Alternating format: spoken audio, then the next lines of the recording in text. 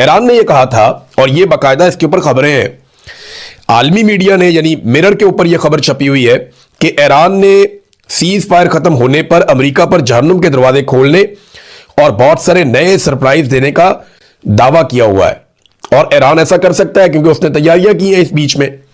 اب یہاں پہ جو ایران کی جانب سے ایک دھمکی دی گئی تھی صاف، وہ یہ تھی کہ امریکہ نے اگر پڑوسی ممالک سے ہمارے اوپر حملے کیے، یعنی جو گلف ممالک ہیں، خلیجی ممالک ہیں، اگر وہاں سے ہمارے اوپر حملے کیے تو ان کی آئل تنصیبات کو ہم تباہ کر دیں گے۔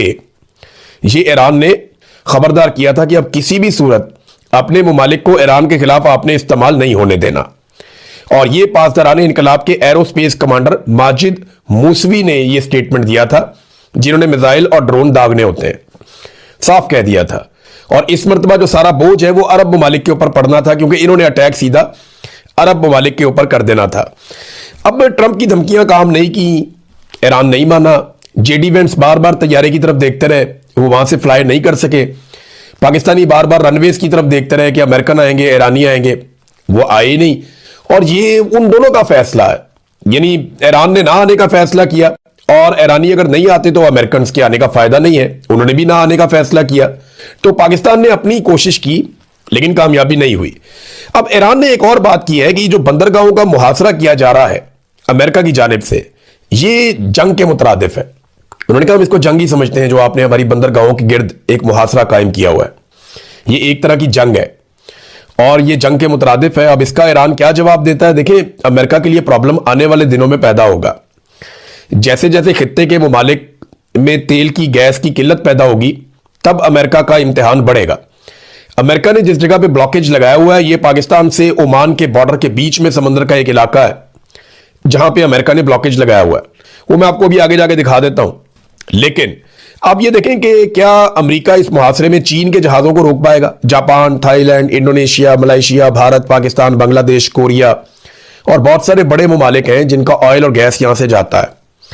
اب ایران جو ہے وہ ملبہ بڑے آرام سے ڈال دے گا امریکہ پر کہ جناب ہم تو ایک سسٹم کے تحت کہہ رہے ہیں یہاں سے جو آپ نے لے کر جانا ہے لے جائیں، لیکن امریکہ بلاکیج کر رہا ہے، وہ روک رہا ہے، تو آپ جانے اور امریکہ جانے۔ آپ امریکہ کو بولیں گے وہ رستہ دے، تو چائنا ایسا لگتا ہے کہ آنے والے دنوں میں کوئی تھوڑے سے سخت سٹیٹمنٹ دے گا، جیسا کہ اس کے سٹیٹمنٹ آج کل آپ دیکھ بھی رہے ہیں۔ بی بی سی نے اس کو پہلی مرتبہ ایسے رپورٹ کیا ہے کہ جیسے ٹرمپ نے مزید مہلت حاصل کر لی۔ دیکھیں، پہلے یہ رپورٹ ایسے ہوتا تھا کہ ٹرمپ نے ایران کو مزید مہلت دے دی، لیکن اب یہ اس طرح رپورٹ ہو رہا ہے کہ ٹرمپ نے مزید مہلت حاصل کر لی۔ پورے دنیا کے میڈیا میں امریکہ اور ڈونلڈ ٹرمپ کی عزت جو ہے وہ مٹی میں مل رہی ہے۔ ایسا لگتا ہے کہ ایران جو ہے وہ خاص طور پہ امریکہ کی اندرونی صورتحال سے بہت ٹھیک ٹھاک باخبر ہے۔ اسے آئیڈیا ہے کہ جتنا زیادہ ایران اس معاملے کو تاخیر کا شکار کرے گا، ٹرمپ پہ اتنا دباؤ بڑھے گا اور اتنی بہتر ڈیل کرنے کی پوزیشن میں ایران آ جائے گا۔ اب جتنا عرصہ یہ جنگ بندی رہی ہے، اتنا عرصہ ایران نے اور امریکہ نے کیا کیا کیا، یہ کچھ چیزیں میں آپ کے سامنے رکھ دیتا ہوں۔ اس جنگ بندی کے دوران ایران نے اپنی تیاریاں اور اہداف چن لیے ہیں۔ ایرانی جو میڈیا ہے اور جو ان کے سورسز ہیں وہ یہ دعویٰ کرتے ہیں کہ وہ واقعی انگلی بٹن کے اوپر رکھ کر بیٹھے ہیں اور ان کی تیاری بہت ٹھیک ٹھاک ہے۔ اگر دوبارہ اٹیک ہوا تو وہ بہت شدید حملہ کریں گے اور حیران کریں گے اپنے دشمن کو۔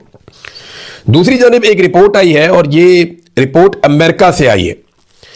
امریکہ کا ایک ادارہ ہے centre for strategic and international studies, اس کے تجزیے کے مطابق 7 ہفتوں کی جنگ میں امریکہ نے اپنے جو اسٹرائک میزائلز ہیں ان کے ذخیرے کا کم سے کم 45% استعمال کر لیا ہے، جبکہ بیلسٹک میزائلوں کو روکنے کے لیے استعمال ہونے والے تھرڈ میزائلوں کے ذخیرے کا کم سے کم 50% استعمال کر لیا ہے، جبکہ پیٹریاٹ فضائی دفاعی انٹرسپٹر میزائل جو ہیں ان کا بھی تقریباً 50% استعمال کر لیا ہے۔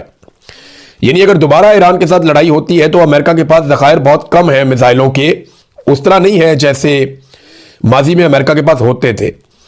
اچھا، اگر امریکہ دوبارہ یہ میزائل حاصل کرنا چاہے، لگ بھگ آدھے میزائل امریکہ کے چل گئے ہیں، اگر یہی میزائل امریکہ دوبارہ حاصل کرنا چاہے تو اس کو 3 سے 5 سال کا عرصہ درکار ہے۔ اگر وہ بڑی اچھی رفتار سے بنائیں تو 3 سال، ورنہ نارملی یہ 5 سال میں اتنے میزائل امریکہ تیار کرتا ہے۔ اور یہ ایک امریکن ادارے کی رپورٹ ہے جو میں نے آپ کے سامنے رکھی ہے۔ بین الاقوامی سطح پہ یہ رپورٹ جو ہے وہ کافی حد تک پبلک ہو چکی ہے۔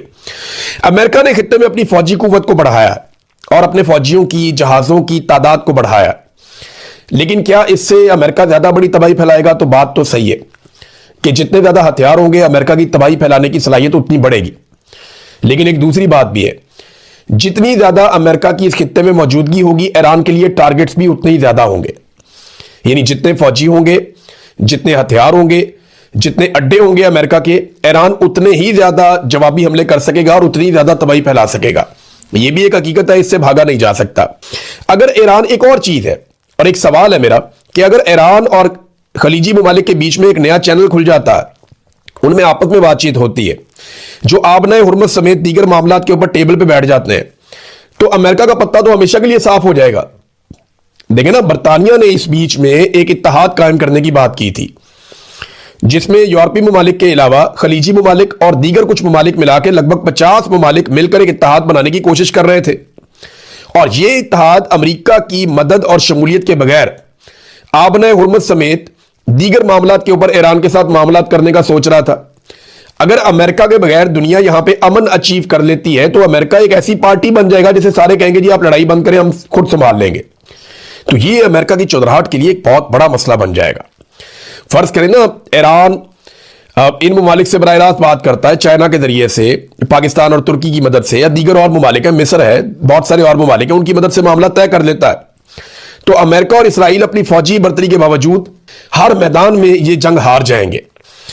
ईरान ने माजी की निस्बत इस मरतबा अरब ममालिक के हवाले से सख्त मौक़िफ़ लिया है और जो वार्निंग जारी की मैंने आपको पहले ही बता दी कि अगर हमारे पड़ोसी ममालिक ने अपनी सरजमीन अब इस्तेमाल होने दी तो हम डायरेक्ट उनकी ऑयल की जो तनसीबात हैं उनके ऊपर ही अटैक करेंगे। अब नाज़रीन, पाकिस्तान के अंदर एक ढिंडोरा पीटा जाता है और बार बार कहा जाता है कि डोनाल्ड ट्रंप हमारी बड़ी बात मानता है। देखिए, इसमें मैं एक चीज आपके सामने रख देता हूं। डोनाल्ड ट्रंप पाकिस्तान की बात नहीं मानता। पाकिस्तान डोनाल्ड ट्रंप की बात मानने पर मजबूर है, क्योंकि यहां पे एक जालिम रजीम है जो इंसानी हकूक की खिलाफ वर्जियां करके, मैंडेट चोरी करके जबरदस्ती आकर बैठा हुआ है। एक ऐसे फील्ड मार्शल है जिन्होंने एक्सटेंशन ली हुई है और इस्तिस्ना लिया हुआ है, और एक जाली हुकूमत उन्होंने अपनी मर्जी की बनाई हुई। अब ये लोग मिलकर अमेरिकी सदर के साथ बेहतरीन ताल्लुकात कायम रखना चाहते हैं और जो वो कहता है ये वो कहते हैं, जैसा वो कहता है वैसा ये करते हैं।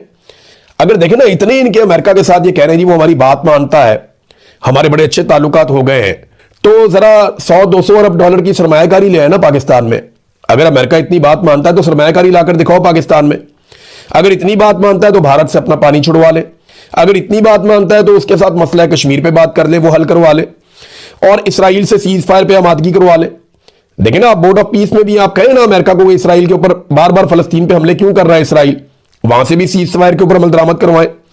फिर IMF की शराइत ही आप नरम करवा लें अगर इतनी वो आपकी बात मानता है तो, या कोई कर्जे अपने माफ करवा ले, या कोई सूद अपना माफ करवा ले, या ईरान और रशिया से, जैसे इंडिया ले रहा है गैस और पेट्रोल वहां से रशिया से और ईरान से वो लेता है, वैसे ही आप भी कोई रास्ता निकाल ले अगर अमेरिका आपकी इतनी बात मानता है।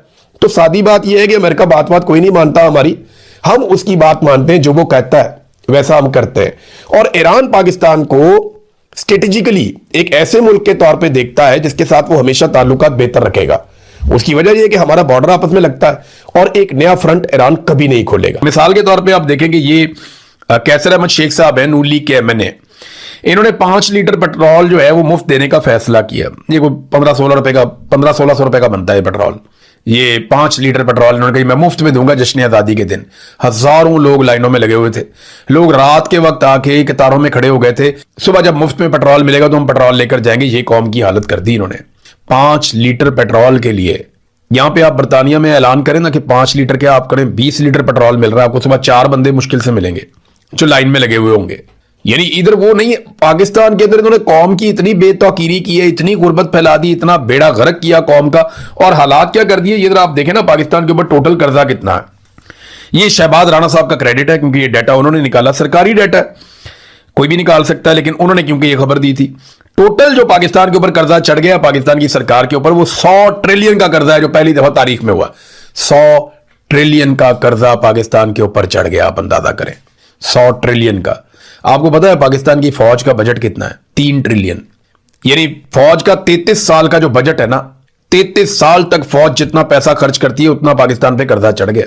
3 ट्रिलियन का पाकिस्तान की फौज का बजट है, और सबसे बड़ा बजट पाकिस्तान में फौज का ही है। फौज ही एक ऐसा इदारा है जिसका बजट सबसे बड़ा है पाकिस्तान में, बाकी सारे इदारों का बजट पाकिस्तान की फौज से कम है। तो 3 ट्रिलियन का बजट पाकिस्तान की फौज का है, और आप अंदाजा करें कि पाकिस्तान के ऊपर जो इस वक्त कर्जा चढ़ गया है वो 100 ट्रिलियन का है। اور اس کے اوپر جو سود ہم نے ادا کرنا ہے سالانہ وہ 12 ٹریلین کا سود ہے. 12 ٹریلین کا سود. 12 ٹریلین یعنی جتنا آپ کی فوج کا بجٹ ہے ایک سال کا اس سے 4 گنا آپ کا ہر سال جاتا ہے سود کے اندر جو آپ کو دینا ہے. تو یہ پاکستان کے قرضوں کی انہوں نے حالت کر دی ہے کہ 12 ٹریلین آپ کو صرف ہر سال سود کی مد میں ادا کرنے پڑتے ہیں. ناظرین یہ آصف علی زرداری نے ایک بڑی عجیب و غریب بات کی ہے, میں آپ کے ساتھ شیئر کرتا ہوں. انہوں نے کہا جی میرے والد جو ہیں وہ جنگ لڑنے گئے تھے کشمیر میں اور کشمیر کے جہاد میں انہوں نے حصہ لیا اور اللہ کے فضل سے ڈیورنڈ لائن حاصل ہو گئی. یہ مجھے سائنس ہی نہیں سمجھ آئی. آصف علی زرداری کہتے ہیں جی میرے ابا جنگ لڑنے گئے تھے, کشمیر کے جہاد میں حصہ لینے گئے تھے. حالانکہ تاریخ کی کتابوں میں کہیں یہ ملتا نہیں ہے, اس سے پہلے انہوں نے کبھی بتایا بھی نہیں ہے. یہ اب ہم پہ انکشاف ہو رہا ہے کہ ان کے والد صاحب جہاد بھی کرنے گئے تھے اور کوئی کشمیر کے جہاد کے اندر حصہ بھی لیا تھا, پتہ نہیں کیسے لیا تھا. لیکن وہ کہتے ہیں, اب تو چلے مان لیتے ہیں, لیکن وہ کہتے ہیں میرے ابا حضور لڑ رہے تھے کشمیر کے جہاد میں اور ہمیں مل گئی تھی ڈیورنڈ لائن. اس کے نتیجے میں اللہ کے فضل سے ڈیورنڈ لائن وہ لائن ہے جو افغانستان اور پاکستان کے بارڈر کے ساتھ ساتھ ہے. یہ پاکستان کی مغربی سرحد ہے. پاکستان کی جو مشرقی سرحد ہے وہ تو انڈیا کے ساتھ ہے اور وہاں پہ ڈیورنڈ لائن نہیں ہے, وہاں پہ لائن آف کنٹرول ہے, وہاں پہ ورکنگ باؤنڈری ہے اور وہاں پہ انٹرنیشنل بارڈر ہے. یہ 3 چیزیں صدر پاکستان کو اس بات کا نہیں پتا, آپ نے اٹھا کے صدر بنا دیا اس کو جعلی فارم 47 کے اوپر. 3 قسم کی باؤنڈریز آپ کی انڈیا کے ساتھ لگتی ہیں, ورکنگ باؤنڈری, انٹرنیشنل بارڈر اور ایک آپ کا لگتا ہے جو لائن آف کنٹرول. اور جو ڈیورنڈ لائن ہے آپ کی وہ پاکستان اور افغانستان کے بیچ میں ہے جو پاکستان کی سب سے لمبی سرحد ہے. تو آصف علی زرداری صاحب کے والد لڑتے رہے ادھر مشرقی سرحدوں پہ اور ڈیورنڈ لائن بن گئی مغربی سرحدوں پہ اور انہوں نے بڑی خوبصورتی سے انگریزی میں تقریر کرتے ہوئے دونوں کو جوڑ دیا. میں تو حیران ہوتا ہوں اور سننے والے اس کے بعد تالیاں بجا رہے تھے فیلڈ مارشل کی موجودگی میں, سارے وہاں پہ تالیاں بجا رہے تھے. اس کو کہتے ہیں انجمن ستائش باہمی کہ تو میری تعریفیں کر میں تیری تعریفیں کرتا ہوں. ایک دوسرے کی انہوں نے فل گیم اٹھائی ہوئی ہے. ناظرین سپریم کورٹ سے ریٹائر ہونے والی جو جج صاحبہ مسرت حلالی صاحبہ, عوامی ریئیکشن ان سے برداشت ہی نہیں ہوا. ابھی تو پارٹی شروع ہوئی ہے, ابھی تو لوگوں نے ریئیکشن دیا ہی نہیں.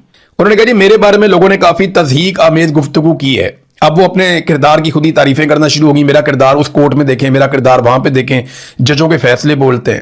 اگر آپ نے اچھے فیصلے کیے ہوتے, اپنے فیصلوں میں انصاف کیا ہوتا اور اسٹیبلشمنٹ کے دباؤ سے باہر فیصلے کیے ہوتے تو آپ کو اپنی صفائیاں نہ دینی پڑتی. پاکستانی آپ کا اقبال بلند کرتے, پاکستانی آپ کی خود تعریف کرتے, لیکن آپ کے فیصلے جو ہے وہ اب آپ کا پیچھا نہیں چھوڑیں گے اور نہ پاکستانی آپ کا پیچھا چھوڑیں گے. یعنی آپ جب بیٹھے ہوتے ہیں نا کرسی کے اوپر, گدی کے اوپر, تو آپ کو باہر دکھائی نہیں دیتا, آپ کو لگتا ہے مسئلہ ہی کوئی نہیں ہے, آپ کی گیم چک کے رکھی ہوتی ہے اگلوں نے. لیکن جب آپ کرسی سے نیچے اترتے ہیں, جب لوگوں کی زبانیں کھلتی ہیں, جب لوگ آپ کو بتاتے ہیں کہ آپ نے کیا کیا ان کے ساتھ, تو پھر آپ پچھتا رہے ہوتے ہیں لیکن آپ کے پاس رستہ کوئی نہیں ہوتا. تو یہی ہوا مسرت حلالی صاحبہ کے ساتھ. انہوں نے بڑی زیادتی کی پاکستان کے ساتھ, بڑا ظلم کیا انہوں نے پاکستان کے ساتھ. ایسے گھٹیا فیصلے انہوں نے دیے اور دباؤ کے اندر فیصلے دیے, ایسی ناانصافیاں انہوں نے کی ہیں کہ یہ لوگ تاریخ میں نشان عبرت بنیں گے, تاریخ کے کوڑے دان میں جائیں گے. اور یہ خاتون ہیں اس لیے ان کا بہت لحاظ کیا جا رہا ہے, لیکن یاد رکھیں وہ تمام جج صاحبان جنہوں نے پاکستان کے ساتھ ظلم اور زیادتی کی ہے اور اس جبر کا حصہ بنے ہیں, بچیں گے وہ بھی نہیں. ہر آدمی کو نشان عبرت بنایا جائے گا, کوئی تاریخ کے ہاتھوں بنے گا, کوئی عوام کے جملوں کے ہاتھوں بنے گا. لوگ نہیں چھوڑیں گے, ان کی اولادیں بتا نہیں پائیں گی کہ یہ ہمارے بزرگ تھے, یہ بتا نہیں پائیں گی ان کی اولادیں کہ ہماری ان سے کوئی رشتہ داری ہے یا ہم انہیں جانتے ہیں یا یہ ہماری محلے دار ہیں یا ہمارا ان کے ساتھ کوئی تعلق ہے. چکر ہی کوئی نہیں. یہ لوگ روئیں گے سر پکڑ کے کہ انہوں نے کیا. پوری قوم ایک طرف کھڑی ہے اور یہ الگ طرف کھڑے ہوئے صرف اسٹیبلشمنٹ کی صف کے اندر. ناظرین آخری خبر میں آپ کو دوں کہ جو محمد حسین جنہیں مارا گیا راولپنڈی میں, جن کے بارے میں کلیم کیا گیا کہ یہ جی ایچ کیو کے اوپر پاکستان تحریک انصاف کا جھنڈا لہرانے آ رہا تھا 30 بور کا ایک پستول لے کر اور پھر اسے قتل کر دیا گیا, اب اس کی میت ابھی تک واپس نہیں کی گئی. 3 دن گزر گئے, 4تھا دن شروع ہو گیا, اس کی میت واپس نہیں دے رہے. بہت زیادہ کوشش کی ہے اس کی فیملی نے, وہاں کے لوگوں نے, حتیٰ کہ صوبائی حکومت نے بھی, لیکن اس کی جو ڈیڈ باڈی ہے وہ ابھی تک واپس نہیں ملی اور نہ ہی اس کیس سے جڑے ہوئے ثبوت ابھی تک منظر عام پہ لائے گئے ہیں.